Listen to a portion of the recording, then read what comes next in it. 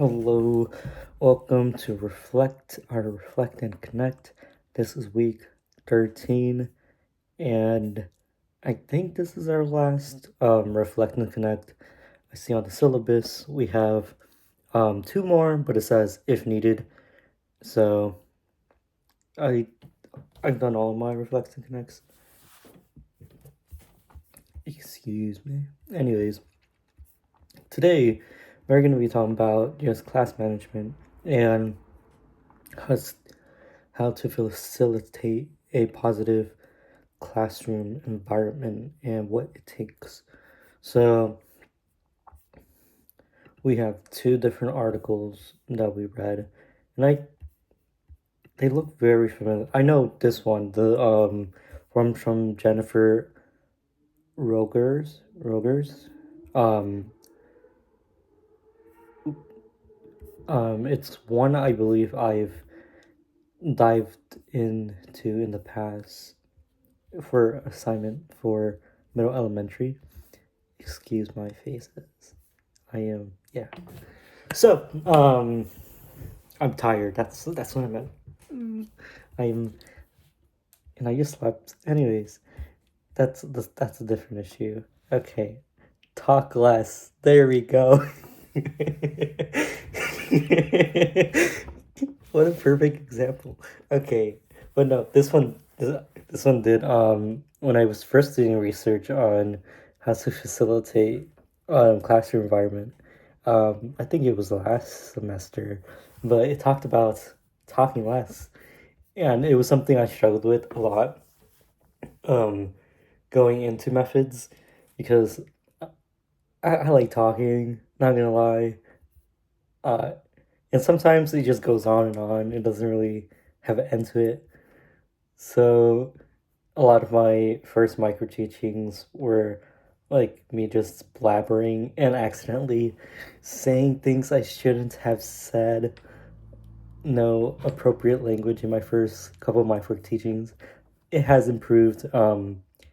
You know, Webb really knocked it out of me, but Professor Reese really took the last blow for that one. So yeah, it um it's very important when talking to give precise feedback and not use I guess filler words, if that's correct.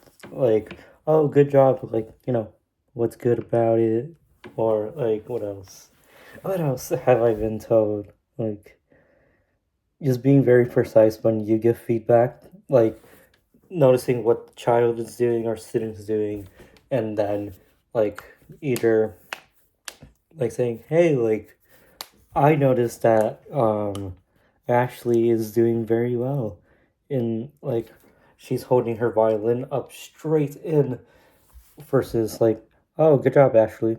Like, she doesn't know what she's doing correctly. She's gonna be like, yeah, okay, I think I'm doing something right. I don't know what it is. Something that did there was a lot of information for this on the first website. It was not Jennifer's. It's Julia Anderson. But oh, one thing was sign language. That's something I've seen a lot in not middle, in elementary classes, or the elementary practicums I've done, like the teachers would use sign language to have students do certain things. I see the time. Don't worry, I am moving. This is not going to be a 10-minute video. Um, what else? One thing that did stuck out to me was color code papers. So color coding different handouts that you give out. That's I This is the second time I've seen color coding in the classroom. The first time, this is soda. Sorry, it was in the frame. It is I can't remember. Coca-Cola. It's Coca-Cola. Anyways, so any I'm so sorry. Um I am very giggly today because lesson plans. I don't like lesson planning. Well, that's the job. But okay, I'm sorry. Okay, next thing. So one thing I've noticed, I have to really be organized in terms of classroom, but also speech. Hey, but you're not gonna enjoy this video, are you? Okay, whatever.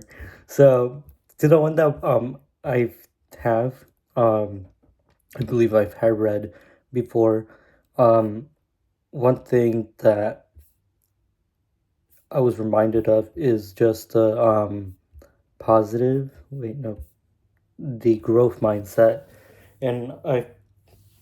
It's something I really have to write down again, but um, just having the growth mindset in the classroom and being encouraging for your students, because I never really had that growth mindset until I got to college, and it was a life changer. It really does change the way you approach certain things and the way you view your mistakes. But yeah, just being able to facilitate a growth mindset in your classroom, I feel like is very important because um, you don't want your students to be afraid of making mistakes. You want them to actually like make those mistakes, but also learn from them and like be able to analyze it in your classroom so that they could take it like outside the classroom and find certain ways to how to deal with it. But yeah, that's the last one.